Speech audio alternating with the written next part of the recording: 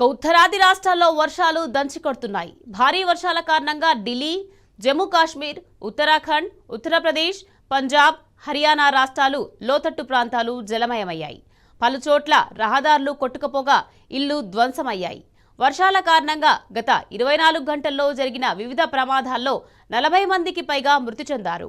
ఢిల్లీలో యమునా నది ప్రమాదకర స్థాయిని దాటి ప్రవహిస్తుండగా యమునా నగర్, మయూర్ విహార్ సహా అనేక ప్రాంతాలు నీట మునిగాయి. మరిన్ని లోతట్టు ప్రాంతాలకు వరద ముప్పు పొంచి ఉండగా అధికారులు అప్రమత్తం చేశారు.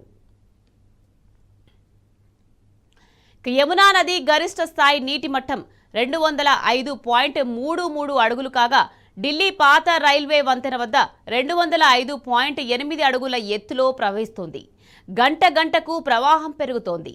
వరద కారణంగా ఢిల్లీలోని యమునా నగర్, మయూర్ విహార్ సహా పలు ప్రాంతాలు నీట మునిగాయి.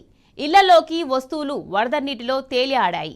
నడుములోతు వరద నీటిలో ప్రజలు తమ దుస్తులు, మిగిలిన ఇతర వస్తువులను నెత్తిన పెట్టుకుని సురక్షిత ప్రాంతాలకు తరలి వెళ్లారు.